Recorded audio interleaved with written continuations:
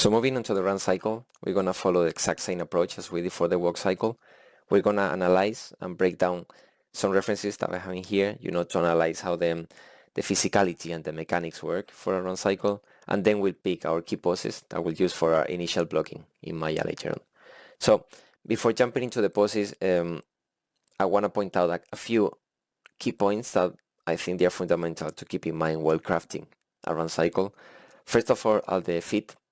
So in the walk cycle, we always have one foot contacting the ground, but in a run cycle, we're going to have kind of like a air time or air phase where both feet are going to be off the ground, as you can see here. And that's going to happen between the, when we push pose in here until we contact again.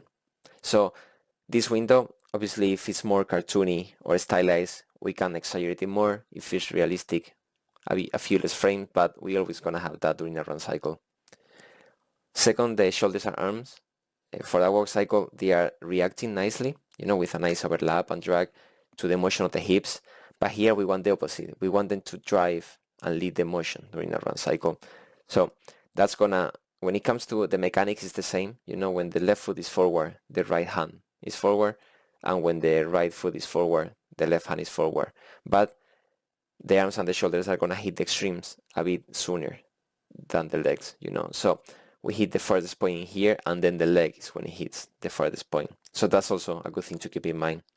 And third, it's going to be the up and down and a bit of the side-to-side motion.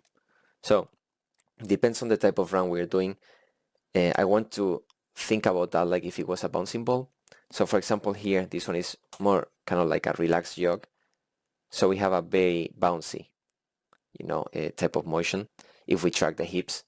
But then the faster we go, as you can see here, and especially if we move into kind of like a sprinting type of run, the up and down is going to reduce to the minimum, same with the side to side. So if we check from a side view and we track, for example, the head, it's going to be like almost no vertical translation. So that's really good to keep in mind, especially when we are crafting different runs. If you had to do like a slow run, then a normal run, and then a sprint, to use this, all this data to apply to those runs. So once we have that, we can jump into the key poses. And for that, there's several approaches. Again, same as for the walk, you can do the layer approach. You can try to find different like key poses. You can go the old school method of the animator survival kit, when you have 5 to 6 poses. But for me, I like to do similar approach to the walk and find the extremes. So I usually narrow down to 4 poses, which are the passing pose, the push pose, the airtime pose or up pose, and then the contact and back to passing. So with those 4 poses, I pretty much cover both with the passing and the up, almost the highest and lowest point, and with the push and the contact, we have the 2 extreme with the fully stretched front and back leg, which is gonna give us that really nice push and light of action during our run cycle. So the first 2 are gonna be the passing and up, which is gonna be the up and down pretty much, as I mentioned. So the passing not necessarily has to be here the lowest point. Sometimes it's a few frames before that, but around this pose is when we have that like lowest point in the vertical translation, because here is when we absorb all the momentum after the push phase, and we absorbing all the energy, so the body compressing here. So it's the perfect opportunity that we don't see much in this side view, but here the hips swings forward, and here's when we want to like exaggerate it and have this really nice C shape on the spine that here you can see better. Even if it's a front, you can see how the runner is very compressed, during this pose, which is really cool. And that's gonna give us a really nice anticipation to then moving into the pushing pose. So we had that. Also, if we say the front, because this is the only foot like planted, it's gonna be the supporting foot. So all the weight falls in here. That means we're gonna have this really nice hips tilt in here, and that's gonna create a really beautiful contrapposto that we have in here with the shoulders. It's pretty much the extreme, and not only the extreme when it comes to the rotation, but also it's gonna be the extreme when it comes to the side-to-side motion. So when the right foot is planted, we have the farthest on the right, and when the left foot is planted, we have the farthest on his left. So that's also really good to keep in mind. That's in here, and a few other key things is the planted foot, it's around here, we want the heel to start coming out of the floor. And when it comes to the arms, instead of having during the passing pose, that we had in the walk cycle, where the arms like drag nicely in here, pretty center, here you can see how the arms are already like leading the motion, here forward and backwards. So that's something really, really good to keep in mind. So that would be the passing pose, and then we would move into the up pose.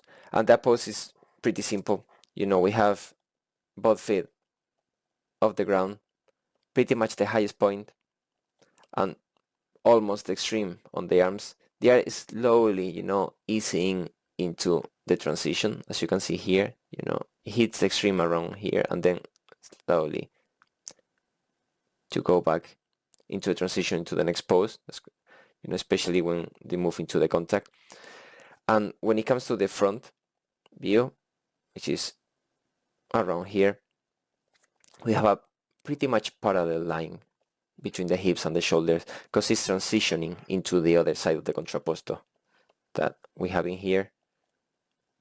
This one, and it's transitioning into this one in here. So just with those two poses, we already have two extremes, and you already have an idea of how our run cycle is going to look. And after that, we move into the other two extremes, which are the contact and the push. So for the contact, in here, contrary to the walk that the front foot is contacting already the ground, I like to pick almost the pose right before that. So it's almost on contact on the ground, but what we are looking for is to have a really nice straight leg in here. A fully stretched leg that then once it contacts, boom, it goes back fast. Because as you can see here, when it contacts, we cannot lose a bit that. So that's why I like to pick a few frames right before it contacts the ground. Also, when it comes to the front view, the contact is around here. So we are starting already like transitioning nicely into the contrapposto, right? So if the contrapposto is here like this, it's gonna be a few frames before that, and as you can see, as you can see, it's getting there. Not that exaggerated yet, but it's getting there. So that's gonna transition really nice between one and the other contrapposto. And then we can move into the push pose. It's gonna be this one. And here is when we're gonna have this really nice contrast compared to the passing, on where the hips now they swing back, and same with the torso. So now we go from the C shape that we have during the passing to the nice inverse or reverse C shape. And in here, another thing that we really want to have is pretty much the last frame where the foot is contacting the ground, and we really want to look for this really nice stretch combined to the swing back of the hips and the torso. We're gonna have this really nice line of action. That, as the name says, we're gonna have this beautiful push pose that is gonna look really good. Especially when we see a character from the back or an isometric view.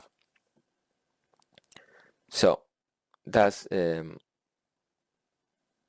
from the side view. And then if we move into the front view, a really nice detail to keep in mind with the push pose is this is when we push the body to transition into the other side, when it comes to side motion. So here, as a rule of thumb, if the right foot is planted, doing the pushing, we're gonna move into his left. And when you are pushing with the left foot planted, pushing into his right. So that's also really good. And another thing is, during the push, the hips are gonna be favoring not only on this rotation, but also on the tilt in here, to exaggerate even more this silhouette and this line of action. I wanted to mention as well, another rule of thumb that is really nice to keep in mind is when we were doing the walk cycle, the contact and the passing, the contact and the up and down. The contact was lower and the passing was up or higher. So when we do a run cycle, it's gonna reverse that. So the passing is gonna be lower and the contact is gonna be higher. As you can see here, the passing is we compress, and then the contact is coming down slowly from the up, but it's still quite high. So this is really nice, so keep in mind that if we do a walk, we want the contact low and the up and the passing up, and if we do a run, we do the contact up and the passing low. And with this, pretty much we covered all the basics and all the poses I like to keep in mind, these 4 poses when it comes to approaching the vlogging. And yeah, we can move into the next chapter.